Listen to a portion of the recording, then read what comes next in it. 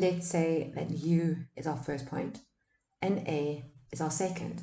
So we can now say the length of AU is equal to 7 minus 5 in a bracket squared plus negative 1 minus negative 7 in a bracket squared, all under a square root. Now we can simplify the terms in the bracket. 7 minus 5 gives us 2. Let's put this into a bracket squared, plus negative 1 plus 7 is positive 6. Put this into a bracket squared, all under a square root. 2 squared gives us 4, plus 6 squared, which is 36, under a square root. And finally, 4 plus 36 gives us 40, under a square root. Now we can put this into our calculator. We can say the square root of 40 is equal to, let's change this to decimal places. This is the length of AU, 6,32455 and so on. But because we are working with a rectangle, this is also the length of QD. So let's write our answer to 2 decimal places.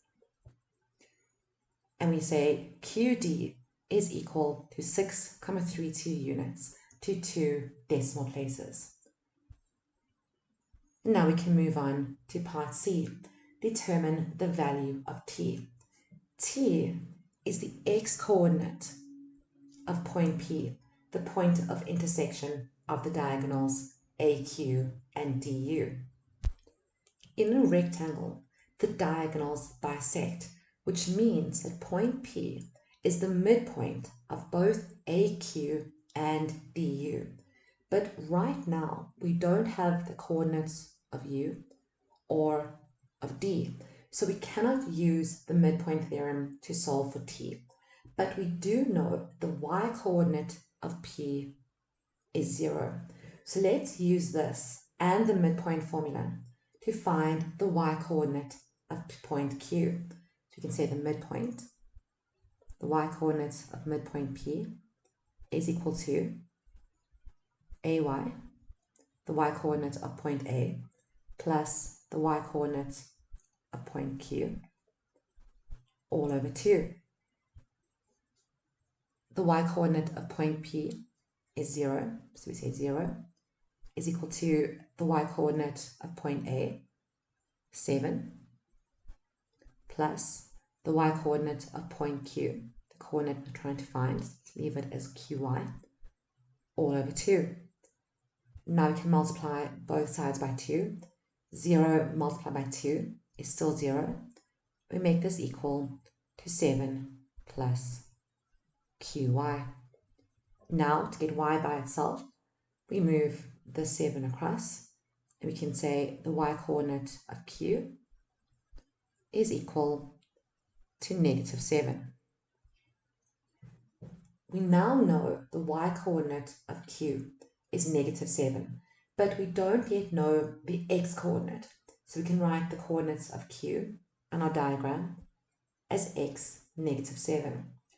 When we work with questions like this that have numerous parts, part A, part B, and so on, you can use your answers from previous parts to help you with the current question. Now in part A, we found the gradient of QU is negative 3. So let's make a note of this over here. Let's make some space, because now we can use the gradient formula and the coordinates of U to find the x-coordinate of Q. Let's say that U is our first point and Q is our second. Now we can say the gradient, negative 3, is equal to the y-coordinates, negative 7 minus 5, all over x minus negative 7. Now we need to solve for x. So let's multiply negative 3 by the bracket. Let me say negative 3 multiplied by x plus 7 is equal to negative 7 minus 5 which is negative 12. Now we can expand our bracket. Negative 3 multiplied by x gives us negative 3x. Negative 3 multiplied by 7 is negative 21. And this is equal to negative 12. We want to solve for x, but right now this term is negative. So we need to move it to the other side of the equal sign. So I'm going to write up here, let's say is equal to positive 3x. On the left, I have negative 21. Then I'm going to move negative 12 across, and I say plus 12. Negative 21 plus 12 gives me negative 9, and this is equal to 3x. Finally, to get x by itself, let's divide both sides by 3, and we see that negative 3 is equal to x. Now we know that the x-coordinate of q is negative 3.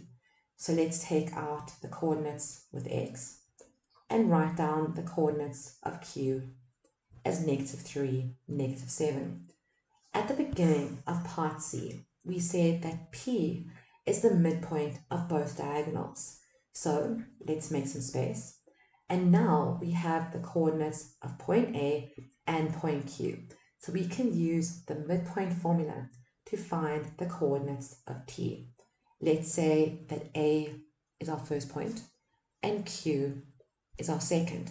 We are only looking for the x-coordinate of the midpoint. So we can say the x-coordinate of midpoint P, let's call it Px, is equal to the x-coordinate of A plus the x-coordinate of Q all over 2.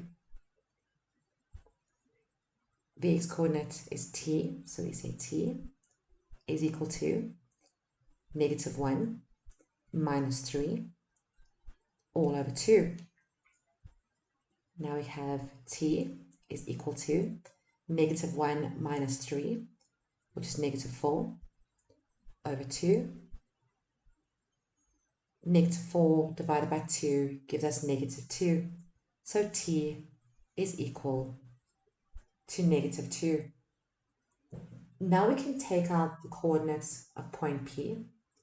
We know that T is negative 2.